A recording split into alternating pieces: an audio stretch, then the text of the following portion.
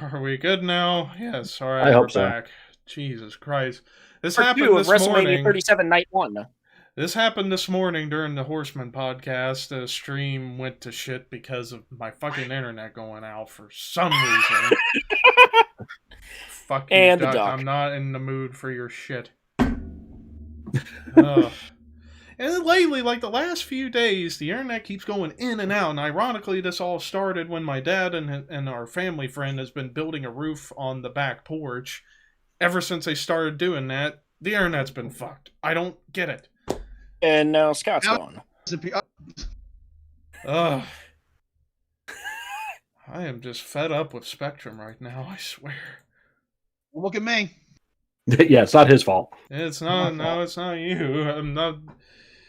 Wasn't my fault. You know what? I'm gonna blame fucking. I'm gonna blame Kevin Dunn. Fuck you. This There is you all go. your fault. There you go. I don't know why y'all do a wrestling podcast because nobody talks about wrestling in podcasts. They don't count. Well, fuck you, Kevin Dunn. Tell motherfucker. Yes, rain delay, ladies and gentlemen. Yes, we had a rain Yeah, delay. we had a rain delay because fuck Spectrum. I guess. Rain. Ugh. So where were we? Drew McIntyre, Bobby Lashley. What a Yes. fucking match! Great way to open. Great show. Yeah, Yeah, great way open. to open the show. Got the crowd into it right away.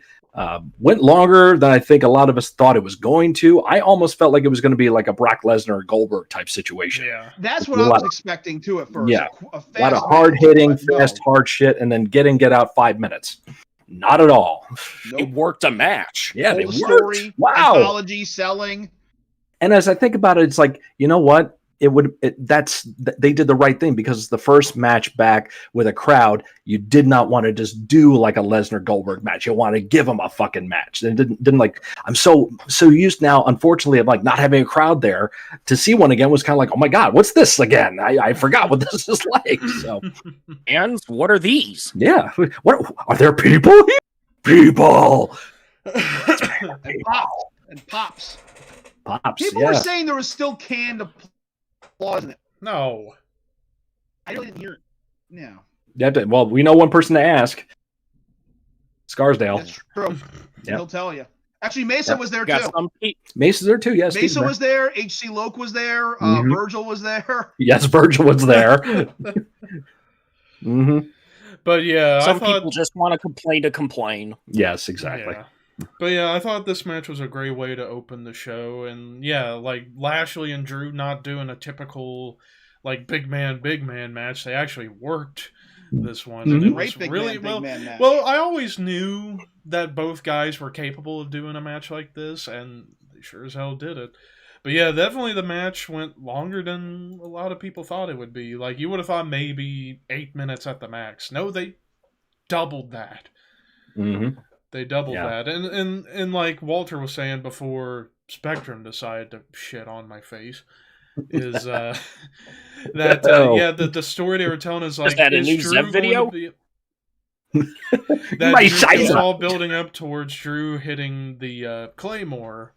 And of course, when you get to the ending sequence of Drew about ready to hit it, gets distracted for a second by MVP. He goes for it, but Lashley sidesteps him. And then we get to the Hurt Lock, the Master Lock, the full Nelson. Yes. And MVP has been so on point, as a manager. He's so good. Yeah. right. Interferes only if necessary. Doesn't get too involved in the match. Yep. And in the end, Bobby Lashley defeats Drew McIntyre via technical submission, as Drew didn't tap out or say I quit. Nope. He just Passed was out. of it Mm-hmm. to retain the WWE Championship in 18 minutes, 20 seconds. So And we go... Bill, that's gonna be McIntyre's thing. I never. He's gonna say you didn't rob me of my WrestleMania moment because I didn't say I quit or tapped or whatever. Yeah. I hesitated. I'll never hesitate The again only to take your person head not off. to I tap think out. we're in the middle of a story to where he's gonna. We're having it's gonna be a year-long chase for that title. Mhm. And I And I'm just... good. And I'm glad for Bobby. I'm glad for Bobby Yeah. that he wasn't just going to be a transitional champion. Yes. He's going to keep it for a little bit longer. He deserves that. So, and yeah, That's where I was afraid they were going to go. And he me looks too. like $1 million. He looks great in that suit, the glasses. It's like NWA. It's like he's part of the Horsemen practically. Mhm. He has that Yep. classic look. He looks like he carries himself like a champion. He carries himself like a professional. Booker T. Just like Flair did in the Mhm. 80s. Yeah, just like Booker T did. Drew And- had his year. He did Yep. as good as possible. Yep. Now let Bobby have his time for however long. Mhm. Build up to a big match at SummerSlam. Yep. And Zach just Depends, brought up, if somebody shows up, that's still up in the air. Yeah, that's true. and Yeah. Zach just brought up, and I didn't think about this till he just said it. Isn't it ironic that Lashley's submission hold is the same that he broke from Chris Masters in 07? He was the first to break the master lock. The only one to break the master lock. First time the full Nelson became a focal point in a match since WrestleMania 3. That's right. And I point out. By the way, fingers I did a are review on my locked. channel. Yes, he did. James did do a review. Fingers Yes, are very good locked. review. You want to talk about a man put together? But moving No, on, it's your cane. So we started off with a real high point to, well, up next, it's a tag team Slip and turmoil fall on your match. ass. Not a good, not a great match. Let's face it. Yeah, Unfortunately, tag team turmoil. turmoil matches suck anyway, and they're so hard to I have. I hate gauntlet matches. The only time a gauntlet match I really enjoyed was the one that took up almost all of Raw. That was good. Mhm. It Yeah. was like 2.5 hours. Yeah. But these guys don't have 2.5 hours. You know you're going to get a fucking indie level slap shit fest. Mhm. Yeah, so Granted, this had its good points. The Right Squad was getting some good babyface heat going there. I like the finish. The finish was nice. I don't know if that was on the fly or they planned on doing that. Nice, On the fly. I see nice what you did there. a nice nod for Tamina, someone who's been there for how long has Tamina been there? 11 years? about Over a decade. 12 A years. decade at least. Yeah. Yeah, 12 years. Somebody, She came in with the Usos. yeah, Mhm. 2010, Natalia, who's so it had would've been numerous 2010. Natalia, who's had numerous moments on his won titles and had been involved in many WrestleMania matches. You got Tamina, who's really every time had a very stop and go career so far. Very selfless move of Natalia to let Tamina take the win and get to do her Superfly Give her- spat yeah. for Mhm. Dad. Yep. It was not a great match. It was very sloppy on a lot of parts, but it had some good moments to it. And that The right that team won. The right team won. the Yeah. match. Mm. Yeah, Although, it was good to see them the do it. one thing you will remember about this match is Mandy Mandy Rose. Rose slipping Mandy and Rose falling. slipping. And by the way, I refer you to Tommy Dreamer because yes, she Dreamer- is now Dreamer part of made a a prestigious fully- club of Dreamer- wrestlers who fell off Well, their did you see- asses on did their you way see to the the, ring. Did you see the promo with Mandy in the back? Well, not the promo, but her on Instagram and Titus walking up behind her saying, "You do it okay?" I didn't see that. Oh yeah, it's on her Instagram, or it's on Twitter Mandy's too. part of a prestigious She's doing club now. the whole selfie thing, and then here comes Titus in, just like smiles. You doing okay? I'm so embarrassed. Happens to the best of us. And then he had to go off and do something else. So, but Tommy Dreamer said it. If you ever want to know what it's like, walk in regular shoes out on ice. That's what it's like to walk in wrestling boots on wet any kind of surfaces. It's slippery as hell, and I can attest to that. So, Ultimo it Dragon fucking had no happened. excuse though at WrestleMania 20 though. no, he did not. There was no rain inside. Yeah. That's what I'm saying. Mandy joins Ultimo Dragon and the prestigious club of wrestlers who fell on their ass on their way to the ring. Thing is, that was the only time Mandy fell. Ultimo fell like 3 times through the whole. That's true. Yeah, he slipped up on the ropes. Yeah. Mm-hmm. Poor guy. His only WrestleMania match. Renowned legend in Japan and Mexico. His only WrestleMania match ever in his career, and it consists of him falling all over the place. Mm-hmm. Yeah. But yeah, so this tag turmoil match was just, but then again, tag turmoil matches for the most part are not that good at all. So no shock. And the thing that hurts this match more, it went way too long, like 5 minutes too long. To me, at least. Yep. But yeah, in the end, Natalia and Tamina won by last eliminating the Riot Squad, who also, the other teams involved, Dana Brooke, Mandy Rose, Billie Kay, and Carmella together. Just put the Iconics back together, Jesus Christ. And I think Lana that's and inevitable. Naomi. I think that's Quite inevitable frankly, now. Yeah. This match should have been on SmackDown. You could have put the Battle Royal on Yes, you WrestleMania. could've. I agree, man. You really could. I wholeheartedly agree. More than I could ever agree in my life. Yeah, so, and the match ended in 14 minutes, 15 seconds. Yep. But now we get to the next match, and oh my god, the next match, Cesaro versus Seth Rollins. Yes. I want to start this off. This, for me, was the match of night one, just for the mere fact that these two in this match together, decent story heading in, of course, but just so smooth. Those two were to work together like glue. And the transitions were some of the best transitions of counters and moves I've seen in a long time. Like, the one in particular that I really, really enjoyed was Rollins going for the stomp.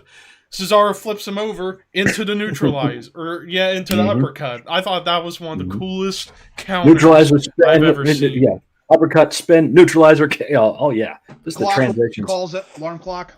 Yep, the alarm clock. Yep, it was like a Chikara Ring of Honor style match. You know, he broke out the UFO. He broke out the old Claudio Castagnoli moveset. That's right. Yep. Like, they were using stuff that you hadn't seen out of them in years.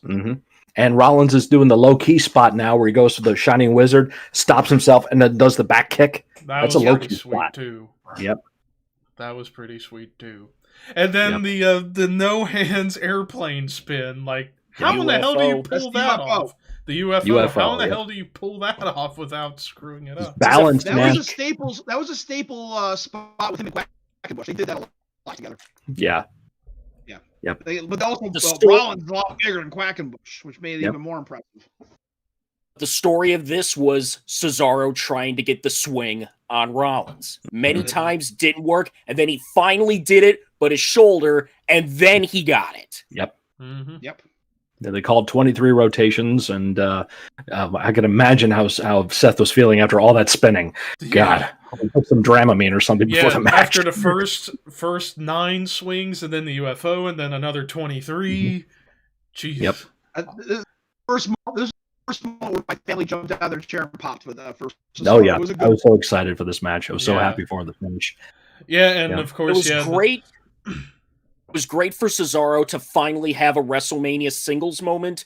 WWE now has a second chance to do something with him. Yeah.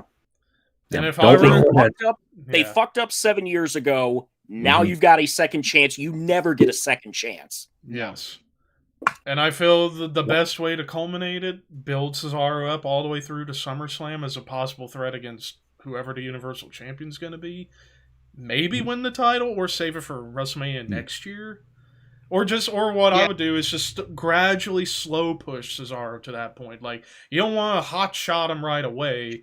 You want to simmer. The guy he's had the U.S. title. I don't think he's had the Intercontinental title though. Maybe I don't know. I'm not sure. I don't think so. Oh, he hasn't. He's been there long enough. Let's just put a rocket strap on him and get him right back into the title picture. Yeah. Shove him up there. Fuck it, man. Just shove him up there because we've seen enough of mid-card Cesaro with mid-card titles and tag belts. Let's get him right in the heavyweight title picture. Why build again? Because that's the problem with WWE is they'll end up it'll get knocked back down a few pegs and it'll be same old Cesaro again. Yeah. Yeah, let's get him right there. Just put him right there. And so many people have been advocating for Cesaro to finally get a world title after all these years.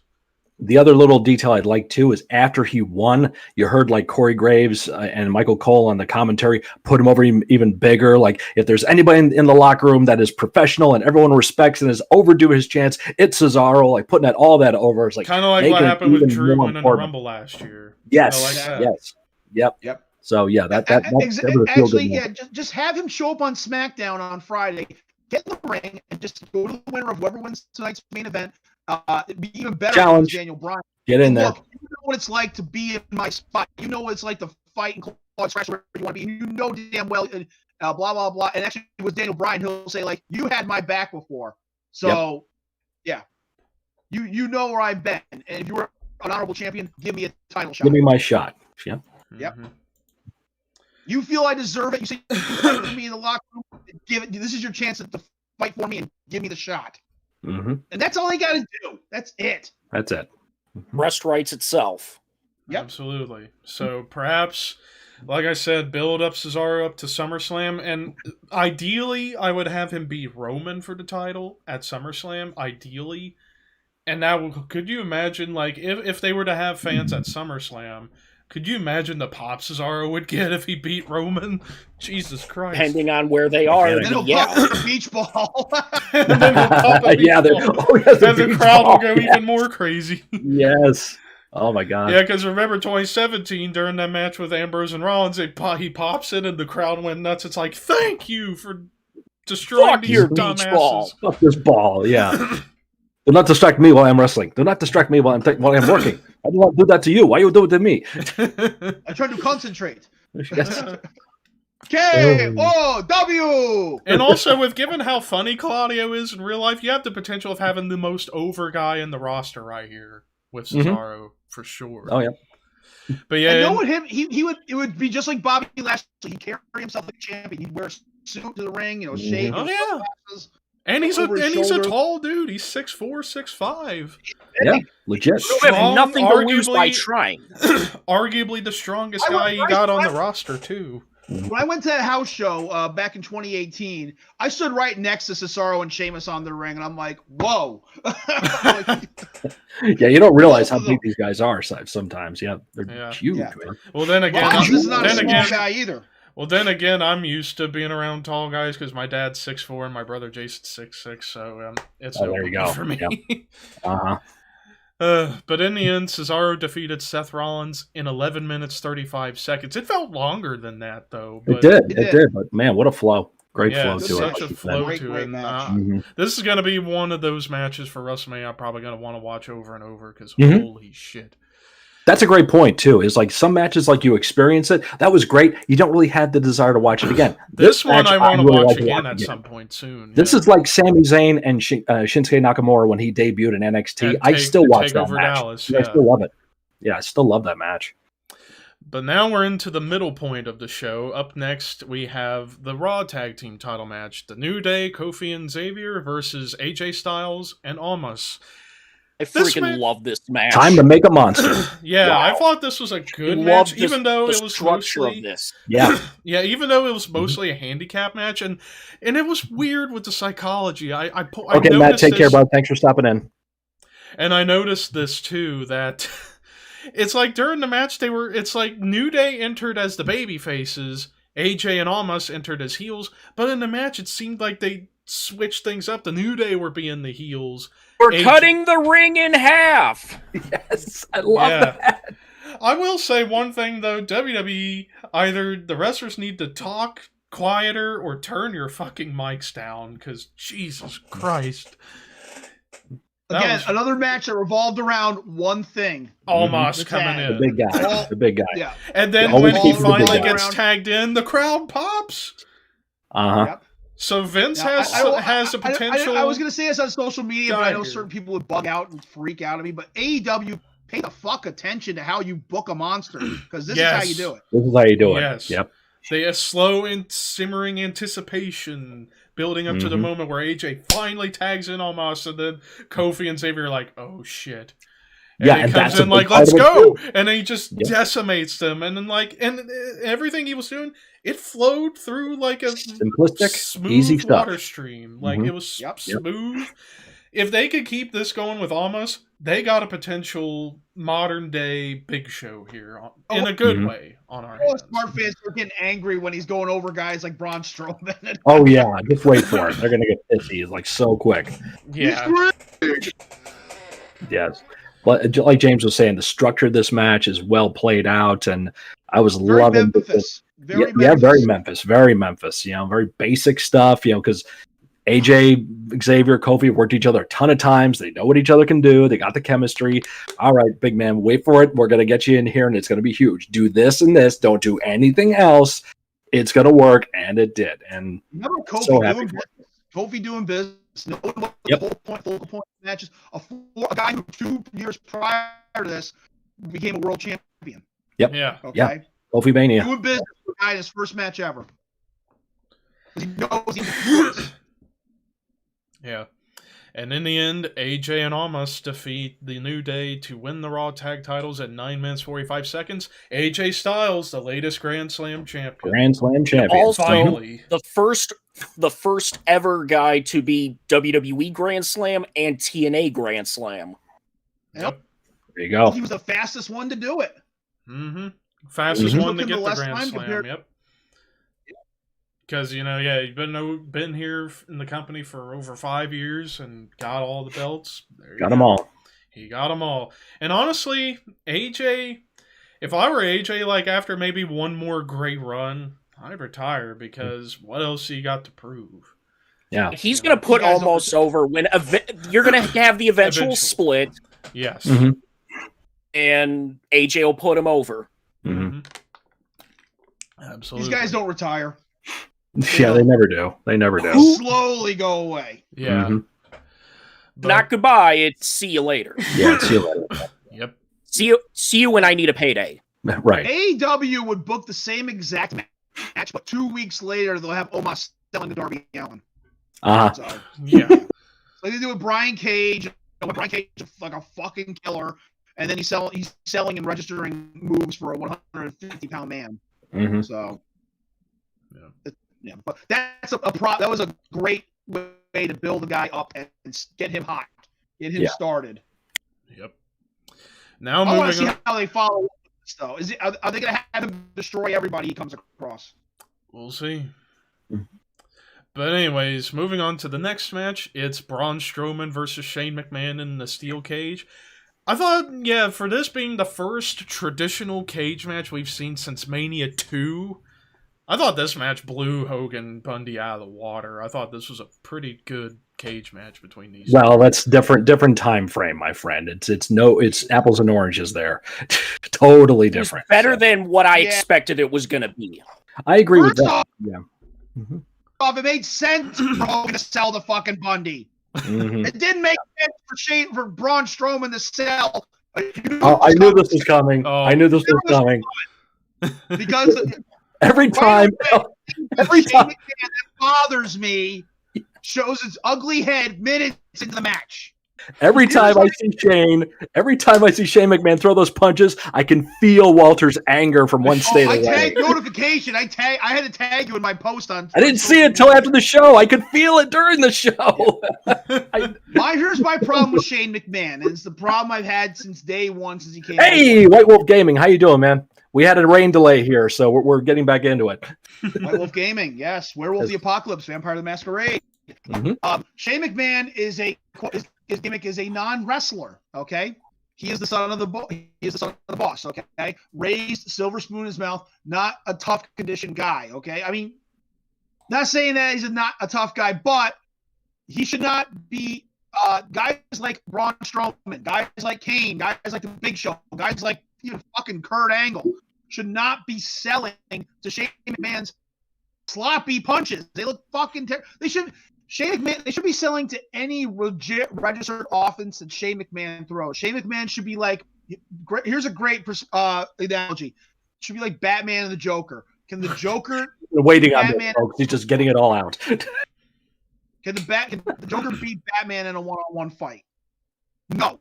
He's got to outsmart him. He's got to use dirty tactics. He's got to do dirty tricks. And that's where Shane McMahon's effective. And he kind of did this in this match. But the opening minutes, there he is, go do that, boom, boom, boom. And Braun should just go, just fucking push him back and say, like, I ain't selling that garbage, motherfucker. Well, he did. There was a spot where they actually did that. Yeah. Well, they did. Yeah, they finally did. But, like, come on. A big nasty monster like Braun Strowman should be bouncing those things off of him like they're pebbles. Yes, but he was selling the knee from the chair attacks he got from Numbnuts and Juice Boy. So it's just gonna happen. Yeah. And Jackson Riker, why do you have a job? You suck. Fuck off, you piece of shit. Yeah. All right, just go away. He was there for Bundy and Hogan. There was a lot of heat going. Heat going into that match. So it's a whole different scenario, sir.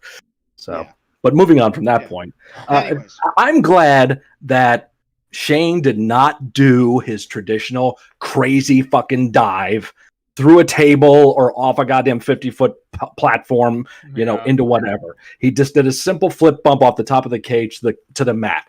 Fine. He's in his 50s now. He shouldn't be doing that shit anyway. 51. Yeah. Thank you. He Like, doesn't need to Jesus. do it. He likes to do it. Okay, get your rocks off some other time. Motherfucker went down and got a helicopter crash a couple of years ago. Remember that one?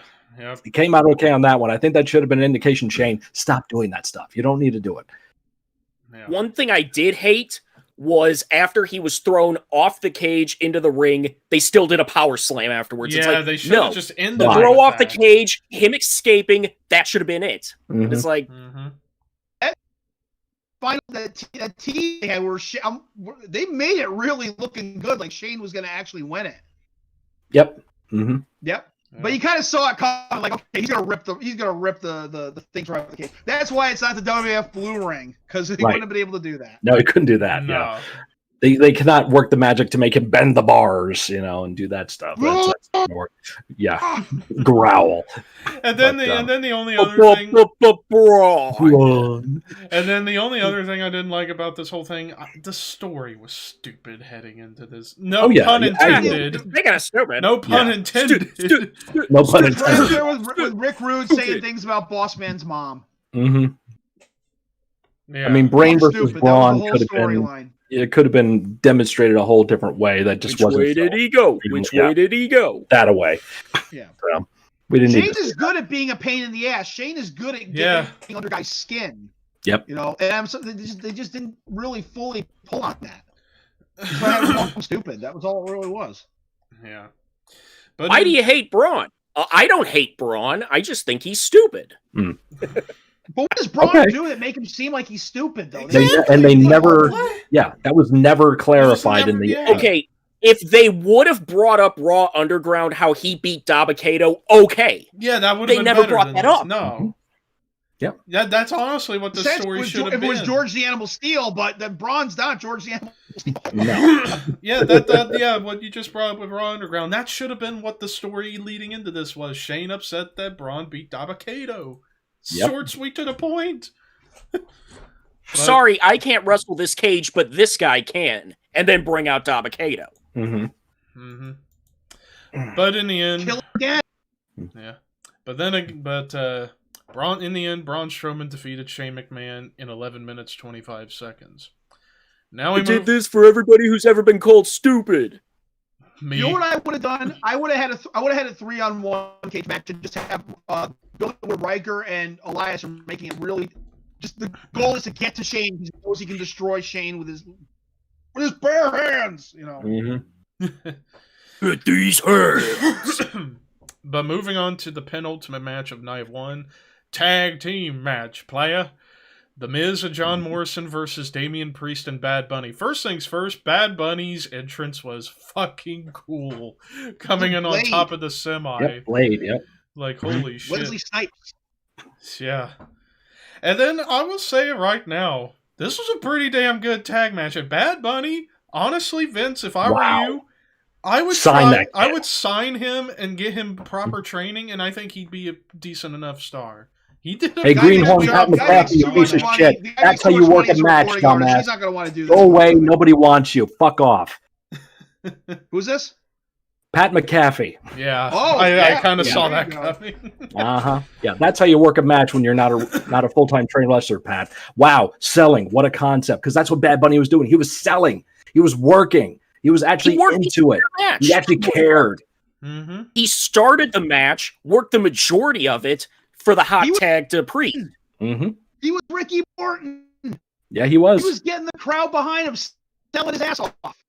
Mm-hmm. As I said on Facebook, he took a beating that most day one wrestling students would quit after. Right.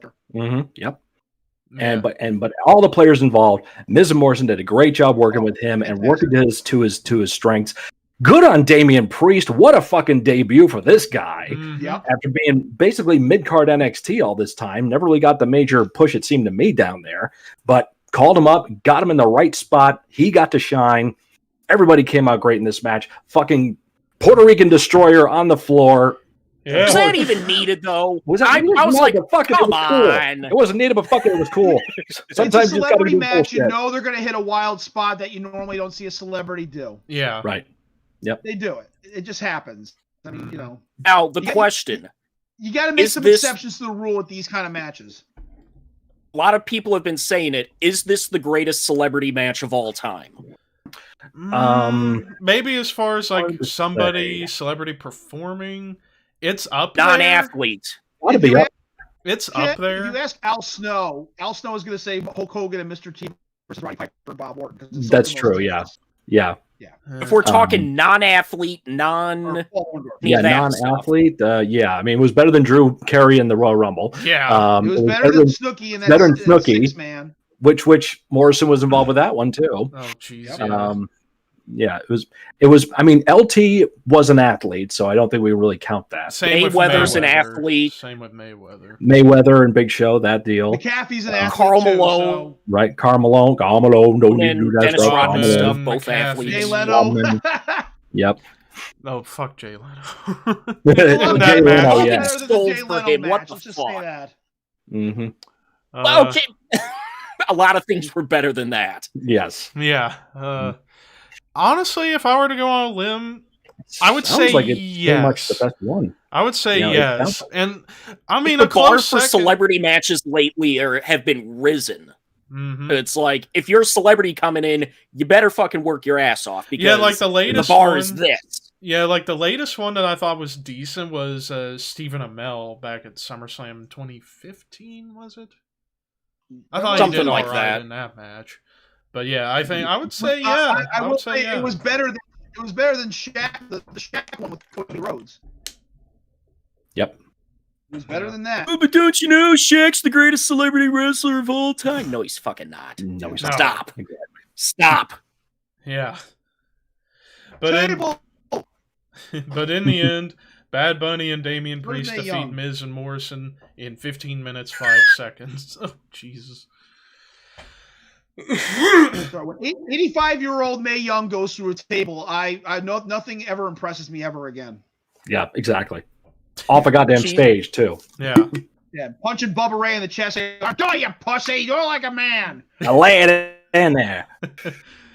He wanted to get powerbombed through off the top of a cage. No, Matt. There's no other cage match scheduled tonight. No. It was just And the one now- cage match on night one. Yeah. And now, time for the main event. Even though if I was in charge of making this card, this would not have been the main event to me. And that's why you're not in charge. I know. What the fuck else would have been the main event? Nothing Yeah, else can really. top this one. Well, if Nothing stopped it. if Fiend and Orton would have been night one, then I would have said that. But Mhm. what can you do? Only if it was cinematic, and it's not going to be cinematic. Sad. Yeah. It doesn't sound that's like it, true. but we'll I get, always we'll get look to at that. it like this. We'll get to that. Whatever the most compelling match is, you put that in the main event. If you don't really have the definitive compelling match, especially with WrestleMania, put the Rumble winner at the main event. Which Simple as that. I look at, and it's like that's really the only reason this was put in that spot was because Bianca won the Rumble, so why not? But Mhm. ooh, That's all you really need. I mean, true, but I don't know, just something. I'm just glad to see Uh, something different to main event the match. It could have been anything. The Yeah. precedent has been set. We don't need to have the world title or the universal title be the last match of WrestleMania. We've done that in the past. So let's have something different. I wouldn't care who's in the match, just something different. Women's title, Intercontinental title, tag title, something different. And we got it with this match here. And it just happened to be that it was a bigger story behind it. Promo package before it was great. The promo package definitely sold me on the match, but prior to it, it's like when I looked back at the build of this match, there was really nothing other than Tamina getting a pinfall victory over one of them. That was really it.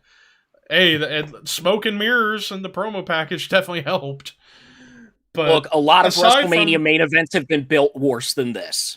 Oh, yeah. Taker, Sid, yeah. But with all Hogan that Slaughter. but with all that in consideration, with lack of real build, but a good promo package, with all that in consideration, this was a hell of a main event for sure. Oh, yeah. What a match. Better than 35. Mhm. Yeah. Yeah. It just seemed to flow better because it was just 2 women. Now 5 women at main event of WrestleMania. You can say that legitimately. Also, this wasn't 7 hours in to WrestleMania. Yeah. This was only 3 hours in, Yep. so the crowd was in. People were fresh still. They could still get into it and enjoy the match and the story behind it. And that fucking moment right at the beginning says it all. when the bell rings and both ladies just stand there and take in that one moment in time there. It's like, okay, now we can do a match. Let's go. So, yep. And then, of course, the fucking hair whip spots. Like, Jesus Christ. I'm just waiting for the day. I'm just waiting for the day Bianca's long-ass ponytail's gonna fall off like Max Cavalera's long dreadlock fell off last year. I'm just waiting for that to happen at some point. Yeah, that shit is tied in there tight, so we'll see. But yeah. I loved how she used it, and it was used against her. Yep. Yeah. Mm-hmm. And it was it led to the finish. Right. Mm-hmm. But also, the fact that she hadn't done it on the main roster yet. Exactly. And it was only one. Not like two or three, but one. Yep. Because it was. I think it's gonna be like her angle with moonsault. She's only gonna take it out for special events. It was fighting fire with fire because Sasha was using her hair against her. Okay, bitch, my turn. And then one shot, Sasha sells it like she got shot, and you saw the welt on her body, so it pretty much was like that. And then leading into the transition and this, that, and the other. Brooke had all the big spots, and I like the fact that we didn't have to worry about, this wasn't like an anything goes, no holds barred, falls count anywhere match. It was just a wrestling match. Didn't have to worry about tables and gimmicks and all that other stuff. Just two people fighting it out, giving a great story. Just then phenomenal. Michael Cole fucked up the finish call. Yes. Sasha kicked out. Mm-hmm. I thought Sasha kicked out. Like, dude, really? When are they gonna allow you and I a chance to fucking? I don't know. Show? Yeah, because we know what we're doing. I guess I don't know. Yeah. Maybe. You know exactly what we would do. This is exactly what we would do. We have the headset on. Let me give you a visual. I get these things to work properly. Okay. Here, I'll give you one too. Yep. So we put these on, right? And then we got the button. We got the button right there where Vince is talking, and we go mute. Okay, let's get to this matchup, ladies and gentlemen. And then you don't see us again the following week. Because that's what Punk did. Damn it! Yeah. What the fuck is wrong? Punk that for you. I think he was on exactly. Punk was on I think Renee Paquette's podcast, and he was talking about doing commentary, and he hears Kevin Dunn in one ear and Vince in the other ear, and they're just yada yada yada. He's like looking at Jerry Lawler's. What's this button do? That button mutes them in the back, and Jerry just. Punk's like, what? John, I've never my diet soda. John, you spilled my diet soda. That's like exactly what we would do. Like, okay, guys, here's what we're doing. Okay. Yeah. Good. We're talking Vince said the Cole all the moves on that thing. As soon as you're like, apparently we can't do anything perfect now, can we, pal? Yes. Gotta have at least one fuck up, huh, Cole? Oh, and we forgot the ring announcer fucking up in the turmoil match. Yeah. Yep. Look at the ref's face when he does it. So. Correction. Oh. Mandy and Lita have been eliminated. Like, yo, Jesus, come on, guys. Poor Howard Finkel. I don't recall the Fink ever fucking up, honestly. Me neither. No. I don't recall the Fink or Gary Michael Capetta screw up either. Nope. And I don't recall what's his name from ECW in the early Ring of Honor days. Yeah. Everybody else fucks up. Yeah. But yeah, then you get to the end where Bianca hits the kiss of death. 1, 2, 3. Bianca Belair defeats Sasha Banks to win the SmackDown Women's title in 17 minutes, 15 seconds. So overall, night one, besides one match, hell of a first night for WrestleMania. Great fucking show. Set the bar high. Felt so good. Felt so good. Still got tonight. You got your work cut out for you. Although I do feel like, I'm going to call it, I feel like the triple threat is going to be the best match on both shows somehow. But we'll see.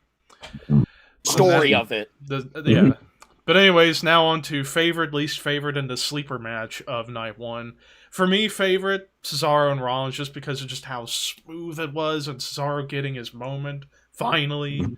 It was a feel-good moment for me, and also the match itself. I might watch it again later this week. Least favorite match, easily the tag turmoil, because why not?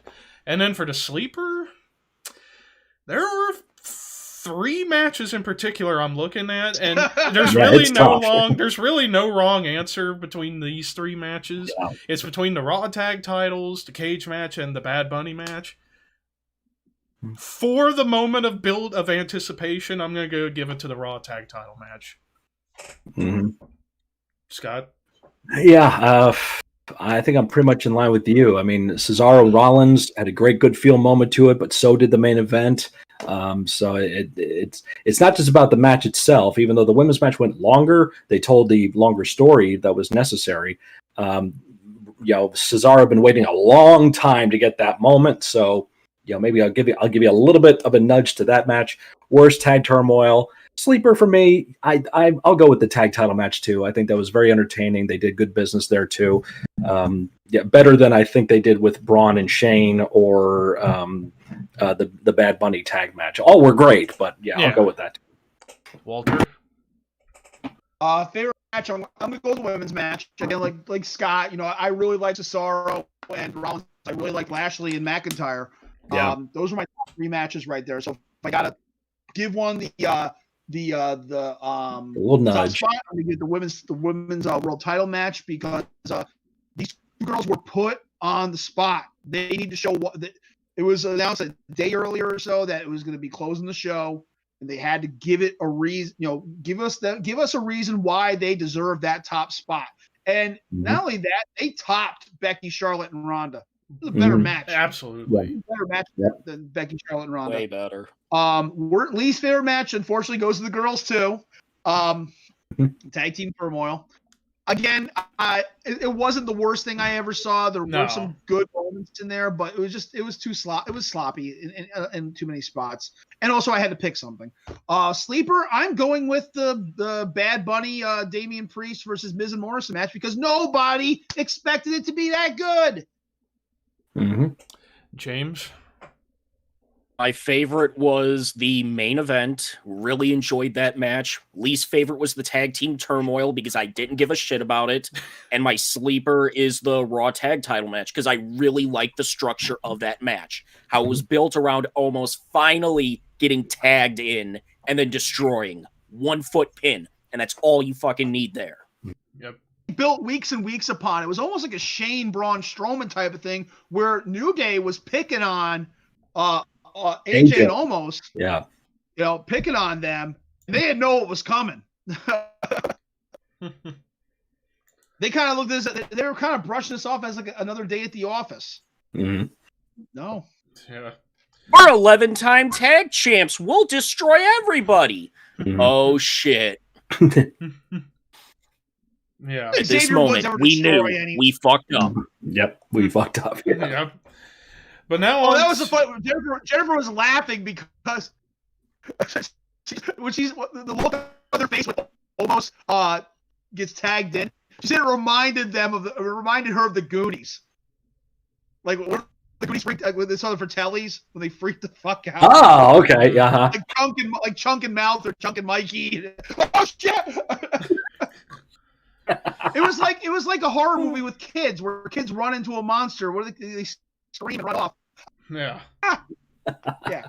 But now on to night 2 predictions. All so right. we got 7 matches are going to happen. People are going to win and people are going to lose. That's it. There. We're done. You. This just in from the weather station.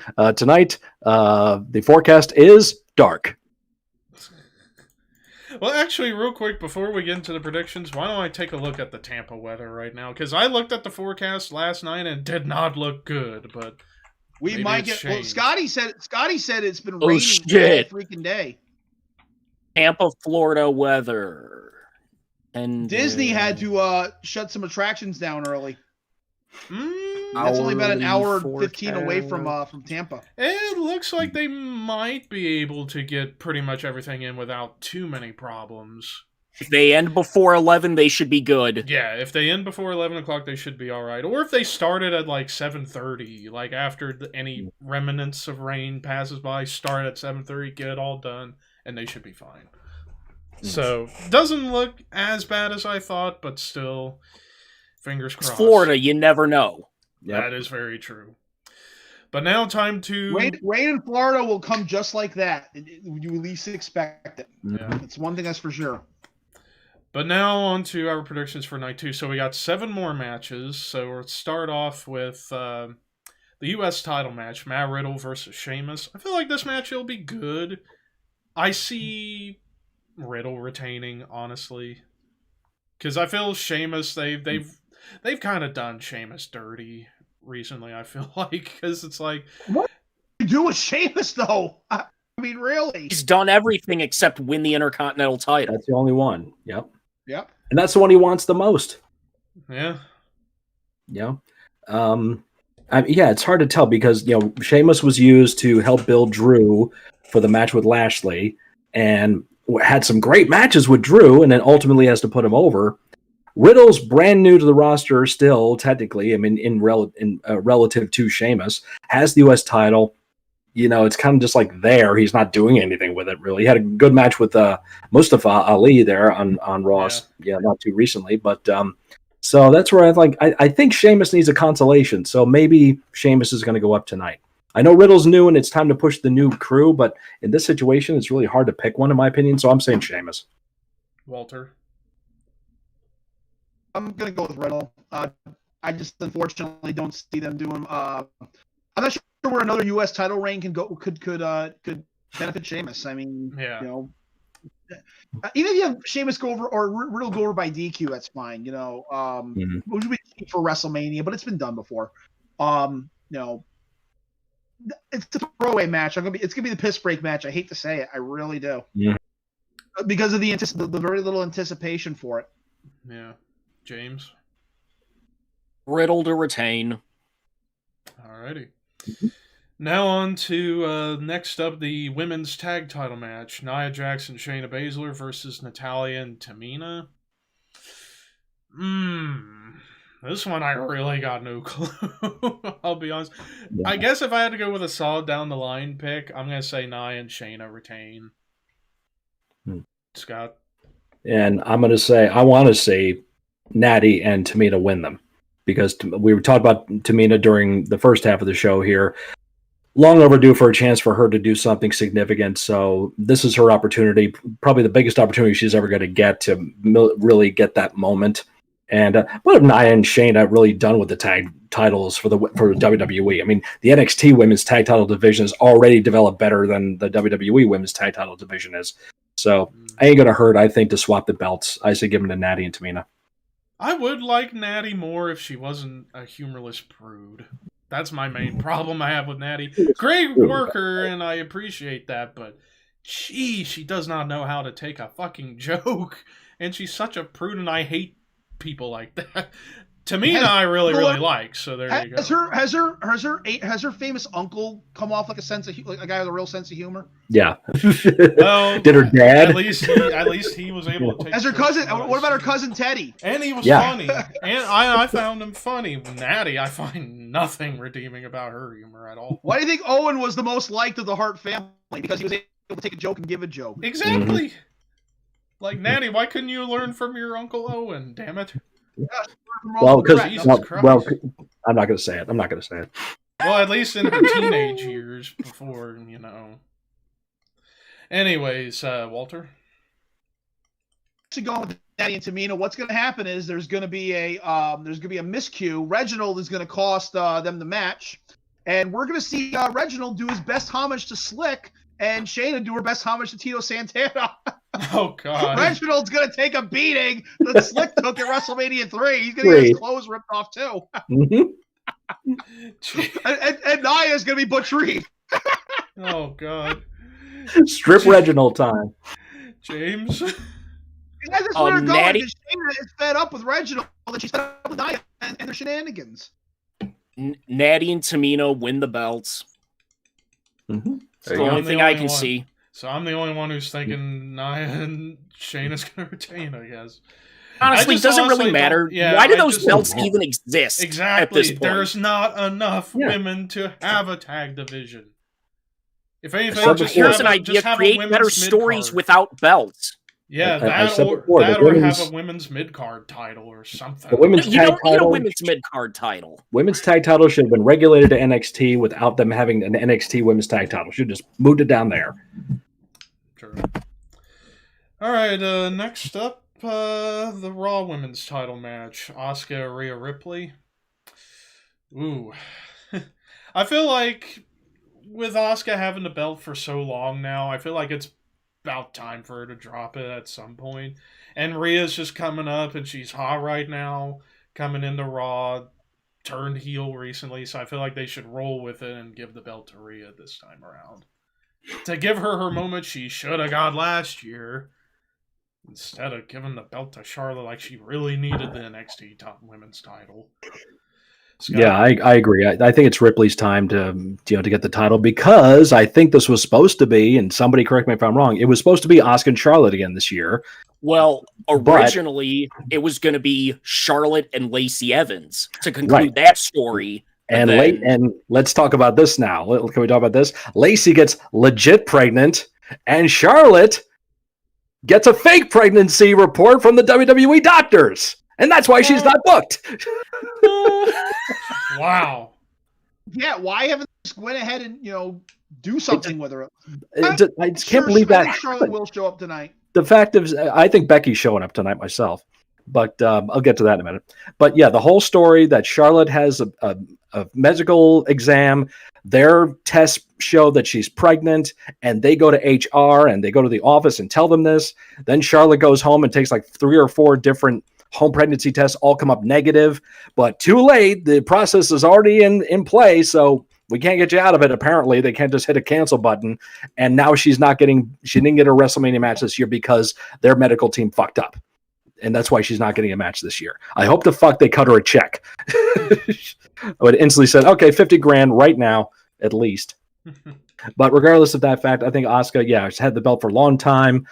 Ripley, it's her time to step up. So give her the shot, give her that shove like we were talking about. Strap on the rocket pack and send her to the moon. Just like Mick Foley said. Mm-hmm. Walter. There's 2 ways you can go with this, because I was thinking for a second, what else can you do with Asuka if Asuka were to win? Because she's done everything. She's a Grand Slammer now in this company. You can't say they buried her or used her wrong. Nope. She's hit the apex. She's held every belt. She's won the Women's Royal Rumble, But say she does beat Rhea Ripley, you can, as Scott was, we were just talking about Becky Lynch. Becky Lynch show up not on WrestleMania, but maybe on Raw the following night, and say and get in the ring and say, "Oh hi, Asuka, you still have my belt? I'm kind of back, and I'm kind of ready for it." Or you can have Rhea win the title, and then Charlotte shows up and saying like, "Who are you? Didn't I kick your ass last year? I'll take that back, please." Something like that.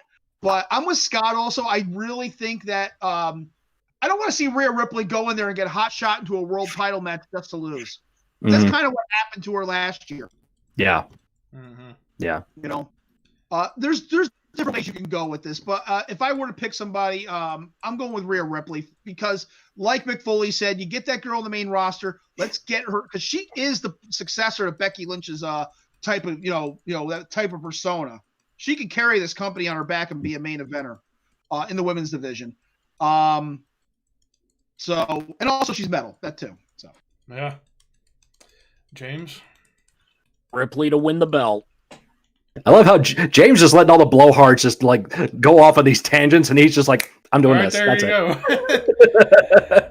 go. Learn from James, people. Don't be like us. And Zach just commented, "Let's revamp Becky Lynch's man character by having her walk around with fake balls in her pants." Jesus, Zach. Zach, take a nap. Take a nap, Zach. Zach's just having too much fun. Have a Snickers. Have a Snickers, Have a Zach. Snickers. You're not you when you're hungry. Hungry. Feel better? Better. Oh, God. Anyways, and Zach being anti-PC like me, so I'll give you a thumbs up on that. That was funny. But yeah, Snickers doesn't do shit for me. I eat a bar every night during work.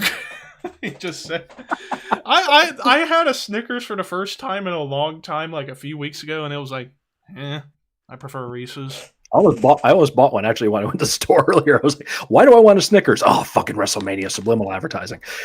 He kept mentioning it during the main One event. candy bar that matters. Yeah. Oh, Three Musketeers? Yes. It's Frozen. mostly air. this main event is sponsored by Snickers. Yeah. By the way, this main event here is brought to you by Snickers. Yeah. Oh man.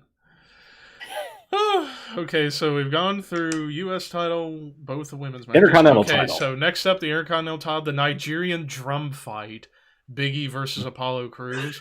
I think this will be a good one between these two, but who to pick? Because you could go one of two ways. You could have Apollo win and keep him going, or you could have Big E retain and just keep slowly pushing him up to possible world title picture, maybe a Mania next year. But if I had to choose somebody, I guess I would go. I hate to keep going with this idea, but I feel Big E's going to retain. I'm going the other way. I think Crews is going to win because it's his stipulation. That's true too. If it's his stipulation, he loses. That makes him look like it does not help him in the long run, I think. And I think Big E is over enough to where he can take the loss. Crews gets the title, have him a little more play on SmackDown and stuff over the next few weeks. Next pay-per-view, drop the belt back, or we move Big E into something else. So I that's where I'm thinking it's going to go with this, and I think it's going to be a good match. So, and their last match was not bad. I think it was Fastlane, right, where they had a screwy finish. The finish got screwed up, but the match was good itself. So I think this time everything's going to get remedied, and that's going to happen. Walter? I don't even know where to go with on this one, honestly. First of all, I don't even know what the rules are to this match. Is it going to be like a tie-pay death match where they have drums? No, no, just like anything goes. It's a no DQ type fight type deal. Yeah. I'm going to say I'm going to go with Big E, I guess, because people like him, and Apollo's got the belt right now, right? No, Yes. Big E does. Big E still has the belt. Big E Okay, has I'm the sorry. belt. Mhm. Okay. Yeah, I think Big E's going to retain. James. I'm going with Apollo to win the belt because if he doesn't win here, what do you do with him going forward? Because Right. you've given him this new character, this change for him. If you don't give him the belt, what else do you do with him? Mm-hmm. Alrighty, next up, Kevin Owens versus Sami Zayn with fucking Logan Paul. Why they Kevin have to Owens have... just throw him off the pirate ship, Yeah, then that's... start the match. Yeah, please. Fuck Logan and Jake Paul. They're both total dicks that shouldn't even exist. If I ever saw them, beat the fuck out of them until they bleed. Fuck them. Fucking dipshits. And the fact that they're Say how my you age really feel about sickens them. me. The fact that they're my age sickens me. It's really? They're worth a ton of money. That's why. I'll fucking take their money. I don't give a shit. Take their money. Kick their ass. Gonna eat their fucking lunch. I'm a tough guy. I'm a bad I'm a bad motherfucker. You don't motherfucker. fucking me. Anyways, now that I got that little rant off my chest, because fuck the Paul brothers. Yeah, I feel like finally KO and Sammy are getting a WrestleMania match after all this time in the on and off feud between these two that's gone on for years. I feel like this is going to be kind of like the Cesaro Rollins match of night 2. It's going to be great because there's really from what I've seen, no bad KO Sammy match. Who to go with? KO, just so you can watch Sami Zayn cry like a bitch and Logan Paul gets pissed off. Because after all, what's the point of having Logan Paul there other than to make Sami Zayn look like an idiot? So, and besides, KO's over enough as a babyface that he could use this win. So I'm gonna go KO. Scott. Yeah, I agree. I think KO's going over. It's his payoff for having that run with Roman that he did. And Zayn's got the heat where he can take a loss at a big show and keep that heat. He knows how to do that. So I honestly have no fucking clue who Logan Paul is, nor do I care. That's a non-factor to me. I don't even give a shit. So, but yeah, we know KO and Zayn are going to have a great match, and I agree, it's going to be like the Seth Rollins Cesaro. I'm sorry to say it, but I have to say it, the indie match of the night. It's going to have that feel to it, and it's just on a grander stage. KO is going to jump off something high because of WrestleMania. He intended to do it last year, and kind of got to do it, but this year he's going to really get the chance. And Shane didn't do it last night, so KO is going to do that. But yeah, so I think Kev's going over. It's going to be a good one. Walter. Pretty much, verbatim, word for word what Scott said. I'm going with Owens. I don't give a shit about Logan Paul. Who cares? He's a non-issue. He's a non-factor. And he's gonna be jumping off something because now he's gonna get his chance. Yep. And he did jump off something last year, but this time he's gonna jump off that ship, and that's pretty much what he. I don't think he can do that, but he's going to do something stupid. Actually, that ship is really high up. It is. Yeah. Maybe they put that up there just for that purpose. Maybe. You never know. All right. Fuck this. I'll still jump off of it. All right, James. I think KO's going to win. Really, again, going back to the other one, if KO loses here, what do you do with KO going forward? Actually, what do you do with him going forward anyway? But it's going to be a great match, kind of that sleeper best match possibly of the night. Owens for the win. I think he could use another NXT refresh, honestly. Yeah. Why not? Go in there and fight Karrion Kross or fight Tommaso Ciampa or something like that. Mm-hmm. Fight Adam Cole. Mm-hmm. Baby. I think Cole's getting moved myself. I think so too. Yeah. All right, so you've done all you can with him. Kevin and Kyle. Kevin and Kyle. There you go. Kevin and Kyle. I hate you, Kyle. I hate you so very. This is pretty much what it would be. It'd be Cartman and Kyle. It would be. All right, now so this Cartman's actually tough and can fight. And now to The Fiend, Bray Wyatt versus Randy Orton. Why does this have to be a normal match? Well, is it okay? It's not a cinematic match. We know that, but it doesn't mean it can't end in some weird, out of nowhere, what the fuck are they doing finish. It doesn't. I can't really see this match ending in a pinfall. I think like something has to happen drastic to either one of these guys. Storyline wise, that seems where it's going. I have breaking news. This is your opening match. This is the opener. Yep. Wow. Okay. Oh shit. There you go. Courtesy of my daughter. Crispy the Clown. Thank you, Bisca. Oh man. Hey Sean, how you doing, man?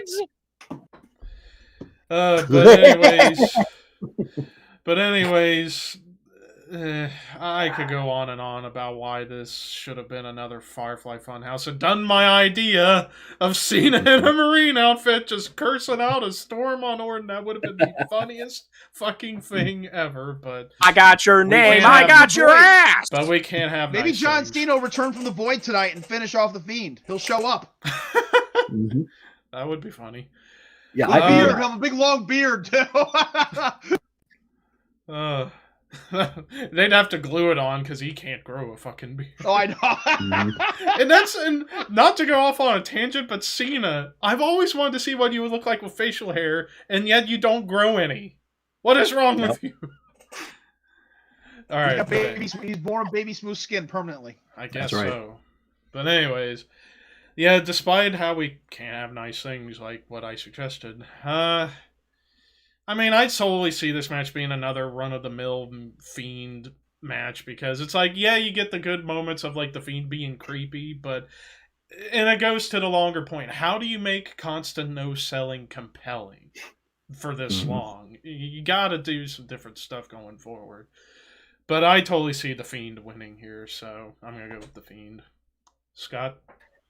It's like, again, I don't see this match. I mean, now that Walter gave us the inside scoop and that's the opener, that changes my mind now because where a match goes will affect what you do with it. If this was mid-card, somewhere closer to the end of the show, I could see them doing some kind of weird finish where Randy just gets thrown off the stage into some big pit and smoke and fire comes out of it and the legend killer dies because Alexa Bliss did prophesized that in a promo. And remember, that's what's supposed to happen after you wrestle Bray. You're supposed to change, right? Although technically this is the Fiend, not Bray. I know. I'm having an inner conversation with myself. Sorry.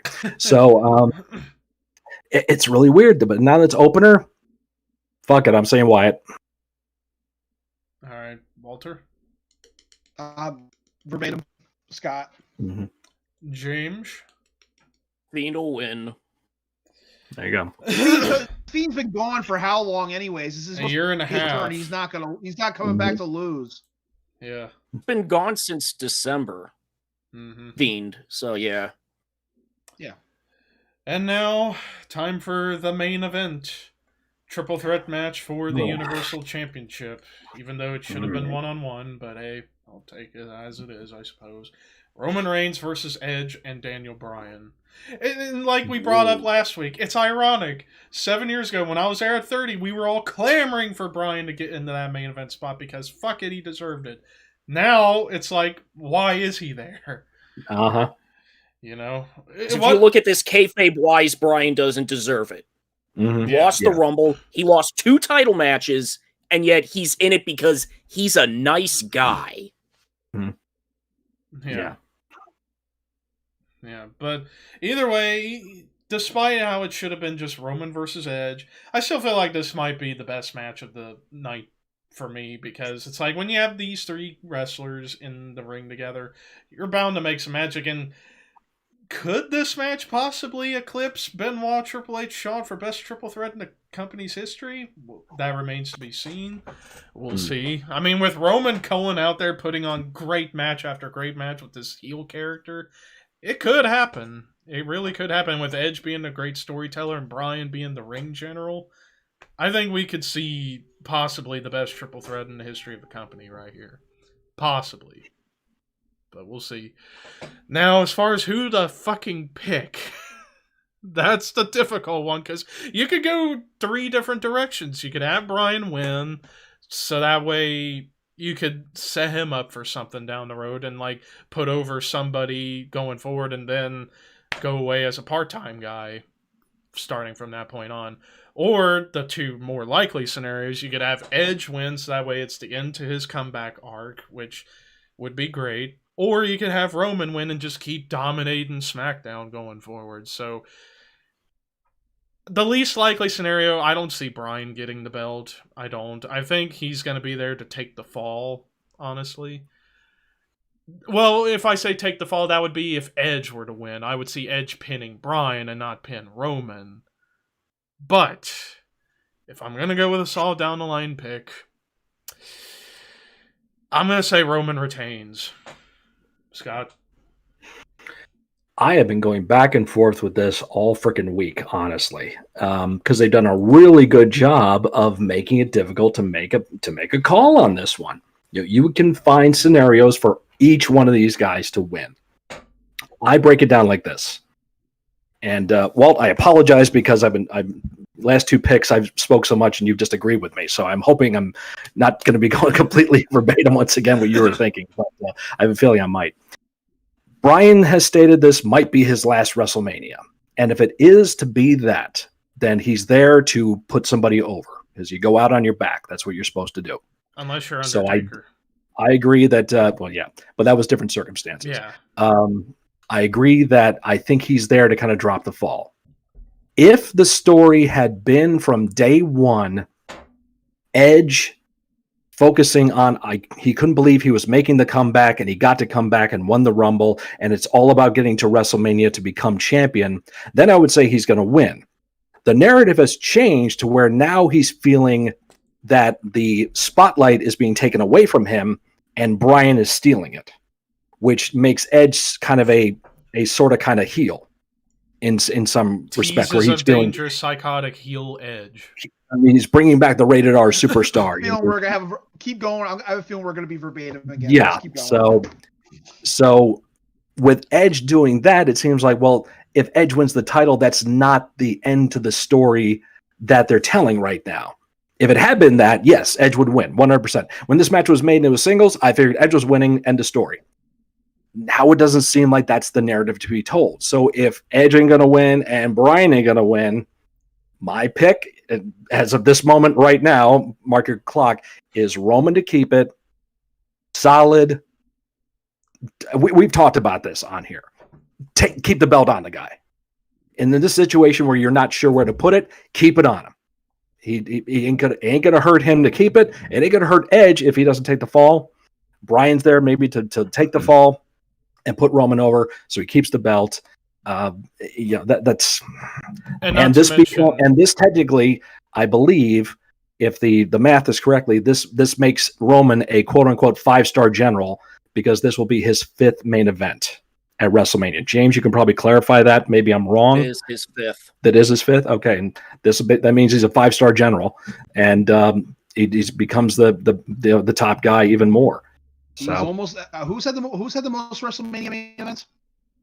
Hogan. Is it Hogan? Yeah, Hogan had 8. He's supposed to show what, 9 times? Yeah. Hogan main evented the. If you count him and Yoko, it's 9. Then it's 9, yeah. Right, yeah. He didn't main event 4 though. Not 4. So it was yeah, 8 out 1, of the 2, 4. 3, 5, 6. 1, 2, 3, 4. 1, 2, 3, 5, 6, 7. 8, you're 9. correct. You're correct. 8, yeah. 9. Yeah. So 8. Yeah. So it would be 7 if you don't count. I mean, I guess you can count it. You might as well count Yoko, because it was a last match is the main event. Yeah. Right. There was a decision and all that stuff, blah blah blah, and okay, fine, it counts. So that's it was a long way of trying to explain myself and convince myself I'm correct, I guess. But Roman's retaining. How about we'll just go with that? And also, like we brought up earlier with Cesaro, if this is going to be the start of Cesaro finally getting his time as world champion, the best way to do it is to beat Roman for it at SummerSlam. But Zach does bring up a good point. If Roman does retain, who does he work with immediately afterwards? That is a good question, because he's already gone through KO. Who? Well, if Brian takes the fall, he still has Edge to work with. That's true. He still does have Edge to worry about. You But can still see those two at SummerSlam. Yeah. What's that?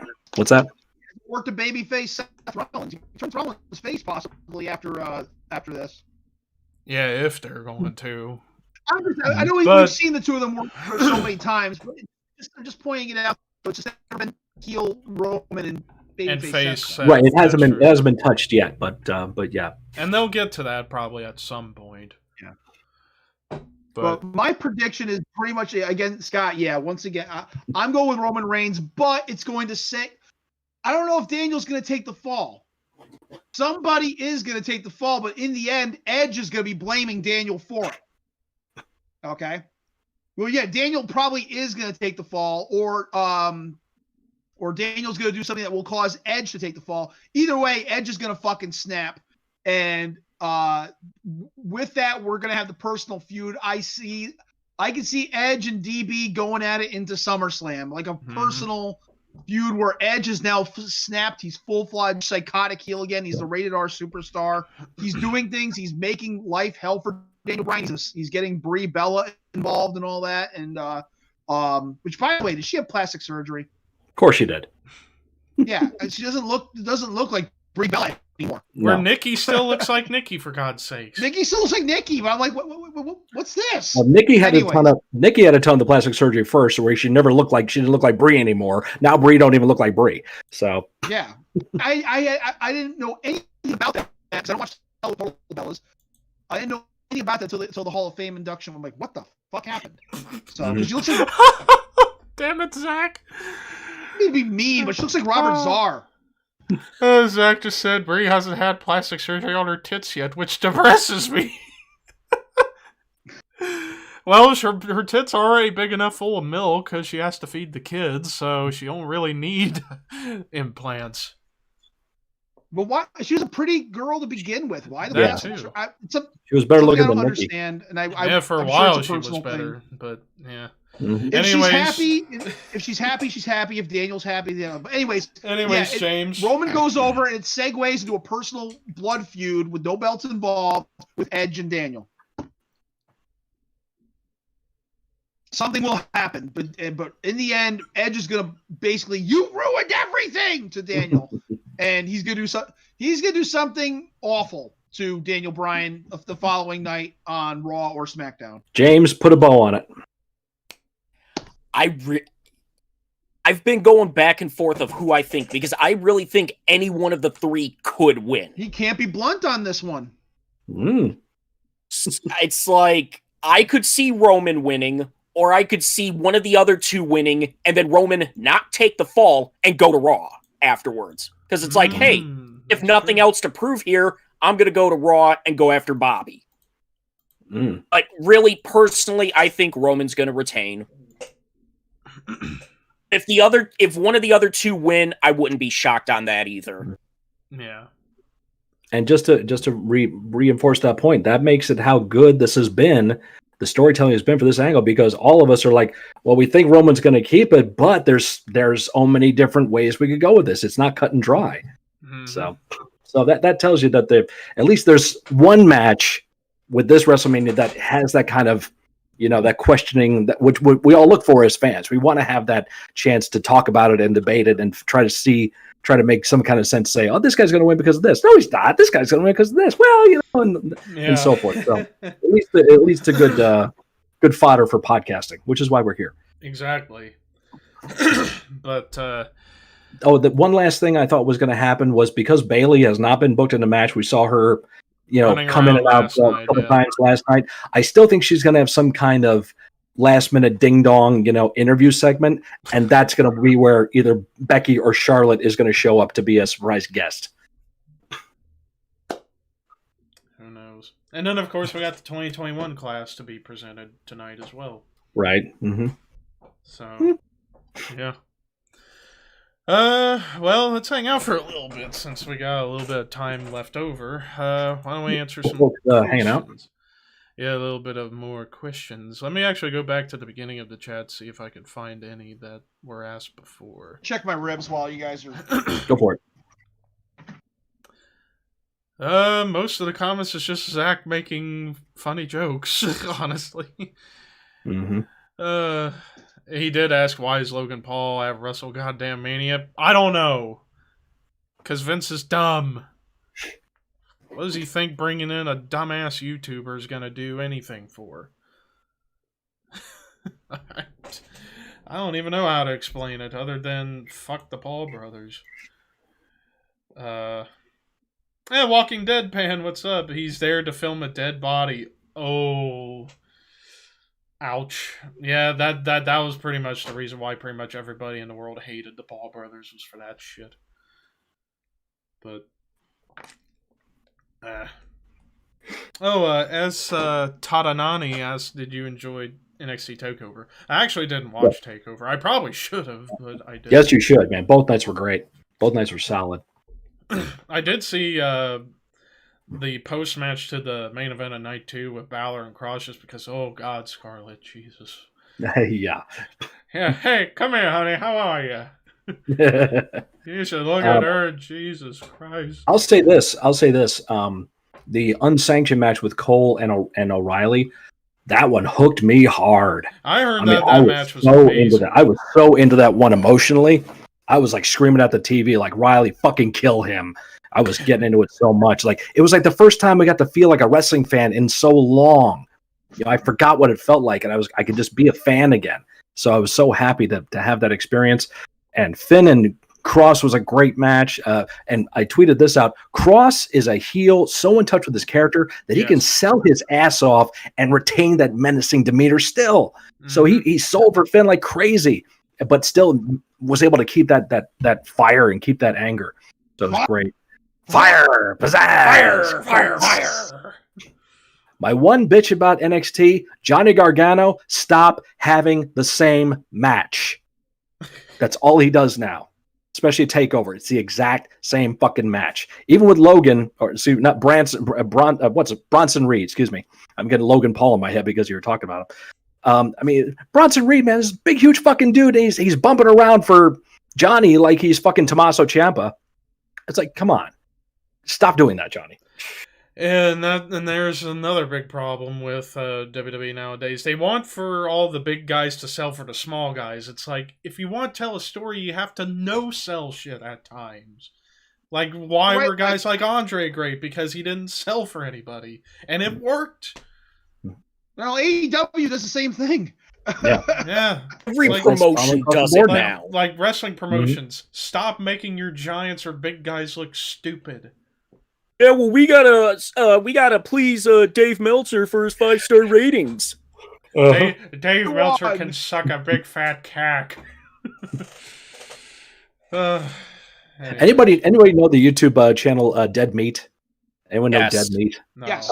Yeah, They just did a kill count for Mortal Kombat, the original movie in 1995, and he makes perfectly clear. I know this is not a horror movie, but the game is in the horror genre. Let's just face it, it was. But he does make. I did watch his review of Mortal Kombat, and during one of the fights, is Liu Kang and so forth have a match where Dave Meltzer would have given it 3 stars. He's a wrestling fan, so he throws in little wrestling things every once in a while. So and so turns heel and breaks kayfabe to tell you that. see, funny enough, that's where I got Golden Ring Bell and Brown Ring Bell Really? from. There you go. The golden chainsaw and the dumbest. Yeah, Ball Machete. That's how I got Golden Ring Bell and Brown Ring Bell. Just there you go. watching Dead Meat, and it's like, hey, that's a good way to determine Mhm. favorite and least favorite. Yeah, there you go. That's great stuff. And my new favorite horror review YouTube channel, though, is Dr. Wolfula.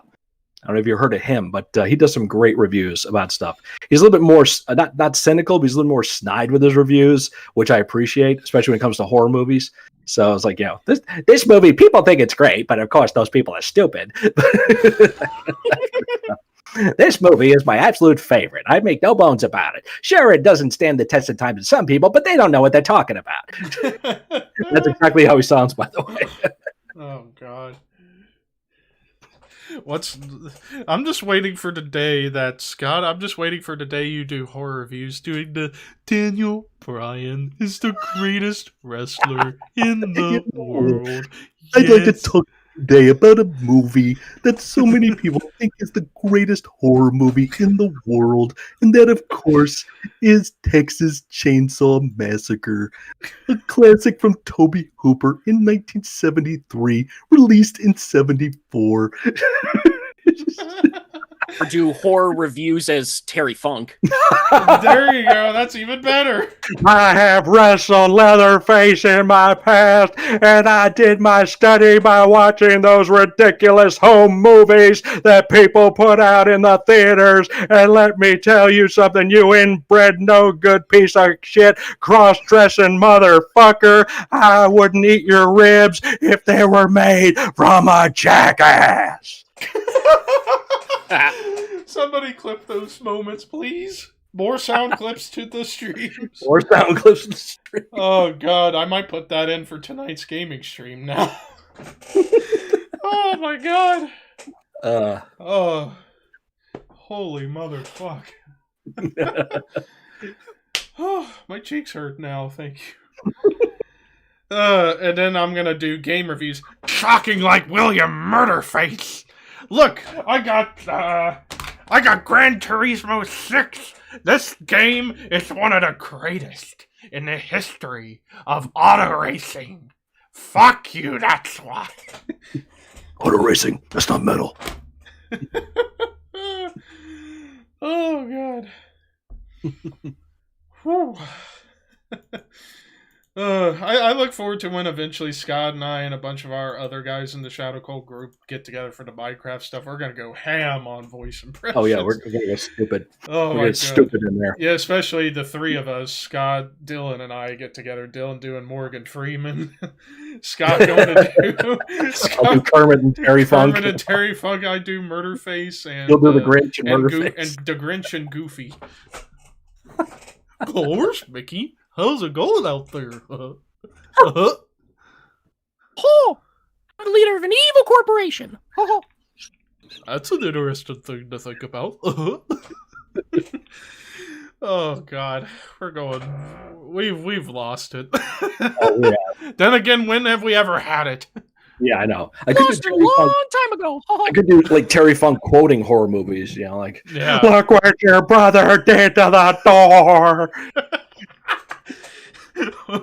Shut up, you bitch hog! Fucking Nightbot, stop censoring Zach, you dumbass. Grandpa's a one hitter. Who would you put the whole family? Texas Chainsaw for wrestlers. Terry Funk would be the old man. Terry Funk be the old man. Hitchhiker. John Moxley would be the hitchhiker. Oh God. Oh Jesus. Grandpa would be Vince. Leatherface would be Braun Strowman. Leatherface. Braun Strowman. Braun, yeah. Yep. And then Sally's Lana. Sally? No. Lana. No, not Lana. No, Lana's Fuck Terry, Lana. the one that gets hooked on the. Oh, yes. Yeah, it's not. But Sally, who'd Sally be? Sally would have to be Billy Kay. Billy Kay, yeah, Billy Kay would be good, or Peyton Royce, either one. No. Alexa Bliss. Yeah, At the end, the screaming Yep. at the the final girl. She got to be the final girl. Yep. Tatanani asks, which NXT wrestlers do you think will be called up to Raw or SmackDown? I think we can agree Adam Cole will probably be one. Adam Cole, Io Shirai looks like she's getting moved. Yeah. She kind of did a farewell thing at the end of her match, and that was a great match too. By the way, another show women main eventing there. They spent the last 6 months making Raquel Gonzalez really strong. Really strong monster. Yeah, Yep. so good for her. Although I'm kind of getting tired of this happens in every promotion. I'm tired of the women crying when they get a belt, even the heels. Mm-hmm. Mhm. I'm like, wait a minute, why just kick EO in the face and establish her dominance, But there's crying. And then another trope that bugs me about, especially in WWE's women's division, whenever they do promos, they always make the same facial expressions. It's like, change it up a little bit at least. Yeah. Come on. You know what drives me nuts is the surprise face after a 2 count. That happens more often than you fucking think. I didn't win with this move I've never won with before. I'm shocked. That's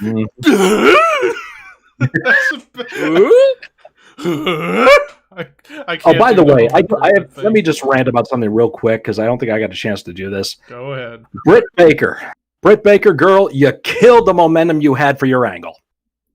That fucking promo she cut after that match she had with Thunder Rosa, killed it. It was horrible. It was unemotional. It sounded like she was scripted and just reading from a teleprompter. Just absolutely killed any kind of momentum. Absolutely horrible. Britt Baker, you should be ashamed of yourself. Yeah. I liked it. They'll still put her over and put the belt on her. No, Maybe. Who knows? doesn't matter now. They have a hard on for Nyla Rose. They'll just put the belt back on her. Zach just said, you know what grinds my gears? Wrestlers no selling a body part after getting attacked during the entire match. And prior to the match too. And prior to the match made a whole too. career out of that. Yes, they did. Yeah. They did. And hell, now all of a sudden they sell Matt Jackson sells the back all the time. One thing that I remember Scarsdale talking about this, and I agree too. One pet peeve that I have is like halfway during a match, people are adjusting stuff, adjusting elbow pads, knee pads, all that stuff. Like halfway through a match, you're supposed to be selling, and you're just shock swatch. Yes, yeah. How many times? Mm-hmm. And like going back to the body part thing, like the biggest example of why that is a big gear grinder. Let's go back to, what was it? 2013. It was 2013 Extreme Rules. The build up to Cena and Ryback in the Last Man Standing match. Don't go home to Raw. Fucking Ryback gives Cena the Pillmanizer, yet Cena doesn't sell it. Like, I love John Cena to death, but good lord, he needed to fucking learn how to sell angles. Especially something like that. He should have had like a fucking cast all the way up to like the fucking halfway up his shin. And then Ryback worked the ankle, but no, it was just left out because it was like, really? As great as that match was, yeah, it could have gotten more story out of it had that angle been kept in there, but whatever. I love John Cena to death, but good lord, John. You talk too much. That too. And that's another example of why WWE, lower your fucking microphones. Jeez, you can hear everything everyone says in the match now, and it's annoying as hell. I mean, I could get for like yelling parts to like sell something, but not every fucking I'm going to hit you, and you're going to drop down, and then I'm going to clothesline you. Or a Kid Shamrock slap me. Yep, slap me. I actually had that in mind to do when I was wrestling. I didn't think about this till like years later, but I thought it would have been funny to like call spots out loud after you've done them. just to be annoying, just being like an annoying heel. Like you grab the guy, you arm drag the guy over, boom, boom, boom, arm drag, send him off, tackle, down, hip toss, drop kick, drop kick. We're cutting the ring in half. Yes, yep, you did do that. Yep. The other thing I always wanted to do, and I think Walter and I talked about doing this one time. This was so stereotypical. We saw it so much. The start of a match, lock up, chain, send off, tackle, drop down, leapfrog, hip toss, block, flip over, duck clothesline, the whole crazy spot, all that shit. And then if both ends with both the guys in the stalemate, what happens? Whole crowd pops. I wanted to do that spot, and once everyone popped, I would turn around and go, "Shut up! We didn't do anything." This is wrestling. We want wrestling. This is wrestling, you fuckface. Like, where they did that spot at the end of the stalemate, and the crowd just goes, "Whoa!" Oh man. Zach, you could hear Natalia queefing backstage. Jesus. Zach, you're why we can't have good things around here, so keep that in mind. Jeez. Wait till we Can't get him have on sound an episode effects at some because point. Not during the podcast. Any other stream, it's fair game. Like tonight's stream. In all fairness, Zach is putting out videos now too about his review of WrestleMania 11, which once again you have our sympathies for, and his review of WrestleMania. And he's been a friend of mine and James for a long time. So I'm just ribbing him here. It's still your fault. He made my logo, so there you go. And he made the Shadow Cold logo too. Because I sent him the idea of like make it in the style of the classic Dying Fetus logo where it's not so readable, and he did a pretty good job with it, and we still use it to this day. He said that Mania 11 review was a nightmare to edit. Speaking of sympathies, only a few more weeks until Heroes of Wrestling live God, stream. yeah, we got 2 regular episodes to do before that. 2, yeah. Oh god, damn it. Oh, there's the. This is going to be the greatest episode of all the time. I'm gonna need to bring all the snacks in the world to get through that. Thank you, Zach. I take back what I said. He just tagged me in the clip that he did with the Terry Funk. Oh, well, there you go. There you go. Terry Funk horror talk. I like that. But yeah, like I'm definitely gonna. It's gonna be the greatest episode of all time. Yeah, because I'm gonna be eating a bunch of shit the whole time. I gotta get like all You're the gonna eat a lot of shit. Yeah, I'm literally gonna take a dump on camera and eat it. We'll get thrown off YouTube and Twitch. We can't do that. Watch it, Turia. It's gonna kill your channel, dude. You're gonna kill the podcast. You're gonna get reported. I'm gonna get killed myself. You ate raw or raw? I just ate your shit. Like, why'd you eat the shit? I don't know. Oh god. But no, I'm gonna have a bunch of snacks. What's coming up in the next few weeks besides Heroes of Wrestling? Besides you might as well start to do the sign off here. Yeah, so besides the 1-year anniversary, May 1st, Saturday night, that's gonna happen. Before that, next week or this coming Saturday, we're gonna be reviewing ECW Barely Legal 97. And then at the ECW. And then the end of the month, we're going to be talking about TNA Lockdown 2006. But then after Heroes of Wrestling, we got to figure out some stuff because I only have a few things lined up for May, or actually just after Heroes of Wrestling, just one thing, and that's a review of Beware of Dog 1 and 2. We need to figure out some ideas because I got nothing right now. But we'll figure it out. Retrospectives, perhaps. Yeah, like some more of those. Yeah, and maybe some top 10 lists. Mm-hmm. Maybe like starting after May, like starting in June, we'll do like 1 or 2 pay-per-view reviews, a retrospective, and a top 10 list to kind of keep things different going. Yeah, we can do that. Now coming up with the top 10 topics, that's a whole other task. Top 10 top 10s. Number 1, the top 10 matches. Number 2, the top 10 promos. 10 finishers. Number 3, top 10 theme musics. Top 10 surprise Number 4, returns. Top 10 Royal Number Rumble 5, winners. arm bar. Arm The bar. top 10 arm bars. Nice.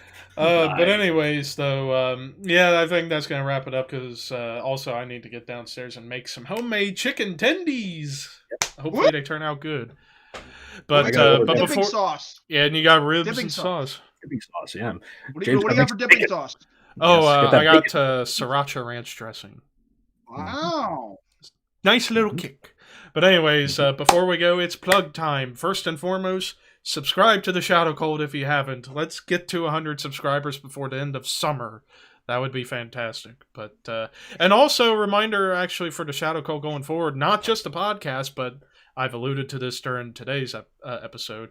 Scott and I, as well as some of our gaming friends who are in the Shadow Cult group with us, are going to be doing a Minecraft Treehouse series, because we did one last year on my channel, and we had so much fun doing that. It's like, I got the itch to want to do it again. Let's come back and make a bigger, better treehouse in massive land. I got it all prepped. It's going to be great. But now, Scott? All right, you find me on my YouTube channel, Mr. Scott Reacts. All kinds of fun stuff going on there. Just started a new series on there called the Music Video Madness with your host, Mad Max. And check out the video, and you'll see what I'm talking about. I want to do more of these. I think I will be. Also, you find me on Twitter and Instagram, Mr. Scott Reacts. I've started going live on YouTube again and been having some great conversations with folks. So thank you all very much for stopping in. I'm on Twitch as well, Mr. Scott Rocks, and Walter will tell you where you can also find him and me in the world of podcasting. You can find me and Mr. Scott along with our good friends, writer Tom Clark and writer Skip Novak, and our dear wrestling friend, Sergeant Fury Dan Roberts, for the Necrocasticon, where we discuss the latest in horror and, well, the best in horror metal. It may not always be the latest, but it is definitely the best. You can catch us every Monday on your favorite podcasting outlet, being Spotify or Stitcher or Squisher, Apple Podcasts, or just our website itself. That's every Monday, and we have always have some wonderful content on that show. Oh yeah, lots of fun. And where do people you can find me on Twitter at your Walt Ball, and you can find me on Instagram smoking_Walt_ball, where I do occasionally post pictures of food. I will eventually try to get on the Twitch thing. I don't know. You just gotta find something to do for it. Yeah. Yeah, when I turn a video game on, I don't like talking. I'm too concentrated. And don't get me wrong, I can talk during the game. But my wife and my daughter do Twitch now too, and they talk. So it's just there'll be a lot of crossover of talking. Yeah, that was always the thing with me when it came to Twitch. Like, what am I gonna do? Games. Why not another shit? All right, James. You can find me on my YouTube at We Are Pro Wrestling for the rest of April. I'm going to be covering TNA Against All Odds 2006, Jeff Jarrett Reign of Terror, and then TNA Lockdown 2007. In May, I'm going to be covering Randy Savage in the WWF and WCW, as well as America's Most Wanted and Beer Money. Mm-hmm. And then in June, I'll talk more about that when it comes. So, and you can follow me on Twitter at WAPW_wrestling. And finally, you can subscribe to my YouTube channel, ThrashManiac99. It's still just been mostly the 5-question show for the most part. I do plan on doing an album review soon. I just haven't decided what one I'm going to do yet. Whereas the rest of April, I already got 3 reviews lined up. Cannibal Corpse, Evil, Gojira. So those are definitely going to happen. As far as other content, well, I'm thinking about doing some gaming videos over there. And also I got my NR 2003 series getting ready to come back at the beginning of May. Totally breaking the conventions of my shit down to its core. It's going to be cool. Maybe Scott can get 2 championships in a row. You never know. But other than that, yeah, you can subscribe and or follow my Twitch channel, ThrashManiac99, which some of you guys have been watching. You can follow me on Twitter at ThrashManiac99, and now you can follow me on Instagram at ThrashManiac_YT. So I posted the first picture with the drum set. I'm planning on probably taking a picture of the chicken whenever I get it cooked. If it turns out good, I don't know. We'll see. But, yeah, that pretty much wraps up. Enjoy the rest of your night. Also forgot, I will be back on Twitch later tonight at probably 7 p.m. I'm going to be playing games and watching Night 2 at the same time. So it'll be like a live reaction and gaming stuff at the same time, because I like to multitask. So there you go. But until we see you again on Saturday night for Barely Legal 97, Horns High, and may the shit be with you. It's WrestleMania! Night 2.